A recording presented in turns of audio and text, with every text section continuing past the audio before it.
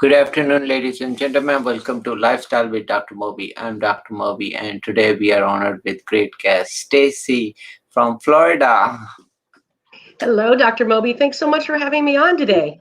Thank you for coming to our show. And when I learned a little bit about coastal space, Florida, whenever we think about Florida, we always think about Orlando and Daytona Beach or Miami or Keys. But nobody knows this secret about it. So tell us a little bit about Excellent. Yeah, so I'm Stacey Marmolejo, and I help vacationers discover Florida's locally owned in-destination businesses in the relatively unknown beach towns so that they can enjoy a fun, affordable, and purpose-filled holiday while helping small businesses recover from the financial hardships brought on by COVID. it. So we are focused on the Florida Space Coast, which is about an hour, between 45 minutes and an hour southeast of Orlando, or just across the causeway from Melbourne. So most people fly into Orlando to come. And at the northern part of our coastline is Cape Canaveral Kennedy Space Center. That's probably what we're best known for. And on the south end is Melbourne Beach. But we are actually a barrier island. So on the east coast, we have the Atlantic Ocean. And on our west side, we have the Indian River. So in some spots, we're about a mile wide. So that's a mile wide, and that is a really a lot of people don't know actually. So right. It's amazing. So I actually moved down here just last year. I'd always wanted to live on the coastline. And I always said, when I retire, one day. And then my father got COVID last year, and thankfully he did recover after about 4 months in the hospital. But it occurred to me that that could have been me, and I needed to make my one day today. So I rented a car. I had been out my son lived in California, and I'd been out there many times, and that was way too crowded and way too expensive for me. So I flew into Jacksonville, and I rented a car, and I drove the entire coastline of Florida from Jacksonville to the Keys. And when I landed in this little spot, it just seemed so idyllic. It was like, this is where I want to be. Come to discover it was on the Space Coast that I had found that. And I'm sharing the website you sent me. Yep. So that is one of them, right? These are some of the slides there, right? So yes, exactly. So once I decided that I wanted to move down there, I started looking for things to do. And I couldn't find one central location, one central website that had all this information. There was a little bit here and a little bit there. And I thought, no wonder people don't know about this place, because it's hard to discover what there is here. So after I moved down there, I created Florida Beach Break, which is a coalition of in-destination businesses. So for those that aren't familiar with that term, in-destination businesses are those businesses that you do things with when you're on vacation. So in our case on the Space Coast, it's the surf instructor that you hire for lessons, or the kayak tour guide that you go with. That part of the travel industry is the fastest growing part of the travel industry, the in-destination, because Americans take on average 5 activities when they go on a vacation. So Europeans take more, but then Europeans get more vacation time than we do. So there might be a direct correlation there. But there's no one place to go find all these activities. So while it's excellent that there are many prospective things you can do, it's also difficult for travelers or vacationers to find all of the stuff. And then sometimes they end up in their destination spot just stumbling around looking for the things they can do. So that was the intention of Florida Beach Break, is every activity that you can find along the Space Coast, whether it's free or there's a charge for it, can be found on this website. And you have all kinds of activities. You have golfing, you have golf and gator. Yep, there's the putt-putt golf, there's the 18-hole golf, there's bicycle rentals, there's surf lessons. The scuba diving on the Space Coast itself is not fabulous, but about an hour south is pretty darn good. So we have a lot of scuba diving shops that set up one-day trips that you can go down and scuba dive and bring you back. We And of have a lot course, of nature preserves. Sorry, go ahead. I said the big one, of course, Kennedy Space Center, and Yep. Yep. Yeah, Kennedy Space Center is the most well-known of the Space Coast attractions, but we also have the American Space Museum and Walk of Fame. It's definitely smaller. It's also less expensive than Kennedy. And all of the items in that museum have been donated by people who formerly worked for NASA or astronauts who were involved in the space program. So that one's pretty cool too. yeah. Yeah. So then we have your beaches. You said Coco Beach Pier, and then you have these a lot of nice beaches there, right? Yep. So the Space Coast actually has 72 miles of beaches. Wow. And you don't really know when you're off one beach and on another, but there are like official names to the different pieces of the beach, if you will. And some of them are better known for one thing or another. So, for example, Cocoa Beach is probably the most well-known Yeah. beach that we have. Yeah. Yep. And that's where you're going to find the most crowded beaches, the most tourists, the most souvenir shops. That's where a lot of surfers surf. That's one of maybe 4 hot spots for surfers. And that's also the beach that has the pier with the restaurant on the end of it. So it's kind of nice to have a meal or a drink out at the end of the pier and watch the surfers underneath you. But if you go to the south, you can go to Melbourne Beach or in the Atlantic. They're much more quiet. So if you're looking, it's a great honeymoon destination. And so if you go south and there's not that many people, you can get, you can rent a cottage right on the beach. So you step out of your cottage right onto the sand. And like I say, it's very private, not a lot of people. On the way other end of the spectrum, on the north end of the Space Coast in Cape Canaveral, there's actually a nudist beach, if that's your jam. So you've got everything from nudists to isolated to people watching and lots of things happening. Oh wow! You have all beaches, right? Yes, yes. Okay. I also want to know, do you have also in terms of some of those businesses you said you want to highlight, they can pick up some of the activities there, right?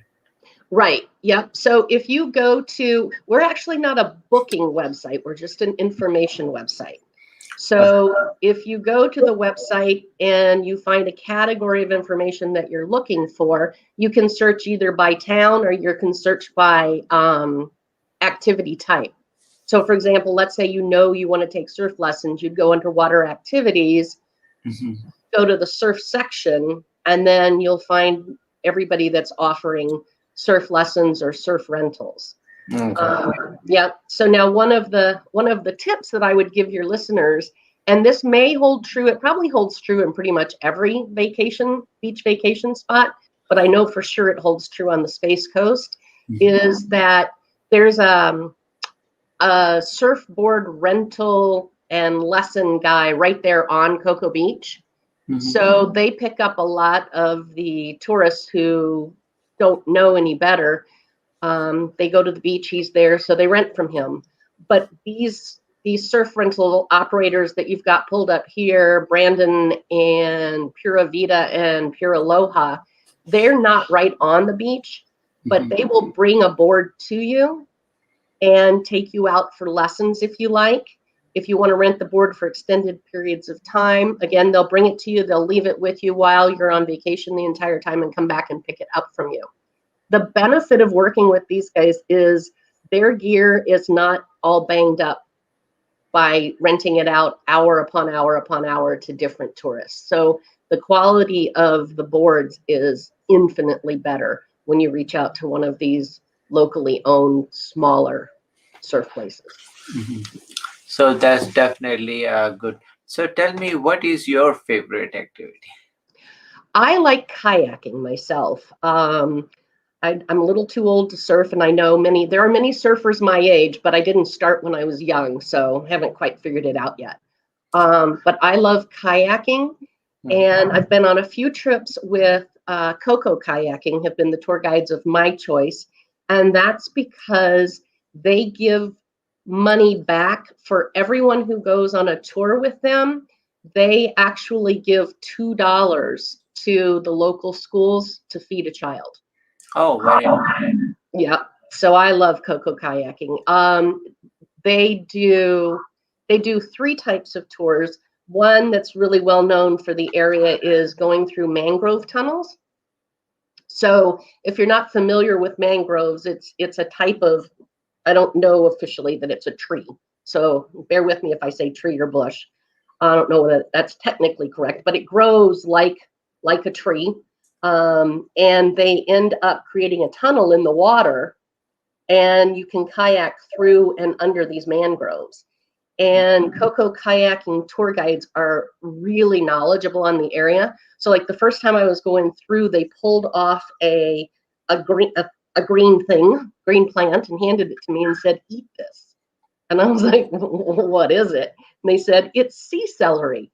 And sure enough, it was about as big as like the last digit on my little finger. And it tasted like celery, only it was more moist. And they have jellyfish out there that don't sting. They're called jelly combs, and they're sort of shaped like a cone. And then little crab like to go in and live in there. So they'll pull out the guides will pull out the jelly combs from the ocean or the river, and peel back the side of it and pick out the crabs so you can see the crabs. So you get a lot of nature education when you're going through the mangroves with them as well. So that's one type of kayaking. The other type of kayak destination they have is to go out and be among the manatee, which are unique to Florida, and the dolphins. We actually have several. The Florida bottlenose dolphin is actually very common there as well. So you can kayak out there, and you're not allowed to approach manatee or dolphin by law, but if they approach you, it's okay. And it's not uncommon for the manatee to swim right up to your kayak. It's amazing. They're massive. They are absolutely massive, but they are gentle giants. All they eat is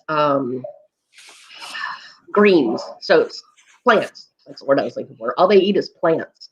So they're of no danger to you, no danger to humans. And then the third kind of kayaking trip, which I haven't done yet, is the bioluminescent tour. And there are microorganisms in the water that at a certain time of year, there's something that causes them to light up. So when you disturb the water, they turn these vibrant neon colors. Oh. So go with Coco Kayaking on a bioluminescent tour at sunset, and as you're paddling through, the lights are just, as I understand, just lighting up with all the microorganisms in the water. So that's a pretty fascinating thing that's unique to the Space Coast as well. Yeah, and that is, I've never heard that before. And I see this great, amazing fishing tournament you have, right? Yep, that is an annual fishing tournament that it started out just as a small local thing, and it's become this huge thing. And oftentimes people who are on vacation just stumble upon it, and they're like, "I want to get in on that action." And the locals always claim that the tourists are always the lucky one and the lucky winner. There's inevitably a tourist among the winners of all these people who are supposedly knowing where the fish are biting and where the waters are. And again, it came up with these, you have mahi, kingfish, grouper. I mean, all really a great fish. I mean, I had tried all of them. Yes. Not so much in this fishing tournament, but there's another fishing charter. He actually charters on the shore. So if you don't have a full boat full of people, or you have multi-generations and the kids are going to get bored on a boat or whatever, Captain Lucas would take you and teach you how to fish from the shoreline. And then whatever you catch, he has a relationship with some local restaurants. So whatever you catch, they'll take over to the local restaurant and prepare it for you for a meal. Oh, wow. So where is that? Where do you find that one? That would be under fishing charters. Under So it would be water activities, fishing. fishing. Okay. Yeah. And then you'll find all the fishing charters there. And Captain Lucas is at Cocoa Surf Fishing Charters, Cocoa Beach Surf Fishing Charters, or Cocoa Surf Fishing Charters. Yeah, Captain Joe Smith. Yeah. So Is that this one, Captain Joe? honestly, my old eyes are too small to see that. Oh, it says Captain But Joe. You say Captain Joe Finn. no, this is Captain Lucas. So he's Oh. under Cocoa Beach Surf Fishing or Shore Fishing Charters. So I might need to add him if I've missed him. But Yeah. Great. yeah. And another fun fishing is huge down here. And you get the Atlantic Ocean fishing, and you also get the river fishing. So you've got freshwater fish and saltwater fishing. If you're a huge fisherman, you can do it all in one spot.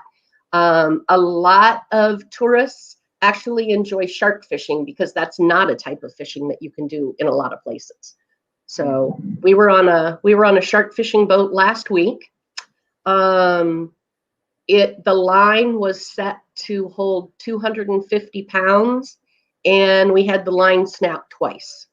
Wow. So yep. So the guide was a little disappointed that we didn't catch the shark, but that also means that shark was over 250 pounds to break that line. So it was exciting. It was an exciting fight that we lost.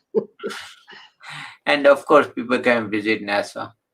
NASA Kennedy Space Center is huge. I will say that there's still several parts of it as of today. There are still several parts that are closed down because of COVID. There's a lot that's open, but there are still several parts that are closed. But nonetheless, very fascinating, of course. Okay. Yeah. Yeah. And then, how is the weather-wise? Is it like a lot of storms come through? Or? We do have our stormy season. Typically in the middle of the summer, we can get some afternoon rains, which actually we appreciate to help, bless you, to help bring the temperature down. Mm-hmm. We tend to be, as all of Florida is, hot and humid. Mm-hmm. The Space Coast also tends to have a breeze most of the time off the ocean. Mm-hmm. So if you are oceanside, it's not as oppressive as if you're further inland in Florida. Okay, so it's not as bad as in terms of. So also tell me a little bit about, some things we mentioned, staying wise, hotels and. Great question. Yeah, so the Space Coast has all kinds of options, but not a lot of any one kind.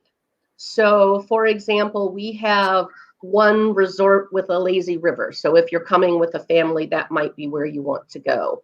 My favorites, again, in this category is if you look under accommodations and you go to, it should be eat, drink, stay is what it says. Oh, yeah. Eat, drink, stay, and then accommodations. The independently owned hotels. Uh-huh. In the Midwest, where I spent most of my life, you wouldn't necessarily want to stay in a motel. They were typically dirty and oftentimes used by the hour. Mm-hmm. But on the Space Coast, it's very different. Many of these small independently owned hotels have been in the family for generations upon generations. Mm-hmm. So they take great pride in the family business. And they also get vacationers who, this is the one place they come year after year after year for vacation, and they go back to that same hotel. So there are people who came to a particular hotel as a child with their parents who are now bringing their kids to that same hotel. Mm. So I encourage people not to shy away from the independently owned hotels for fear that they may not be clean or safe or whatever. And what is the private rental?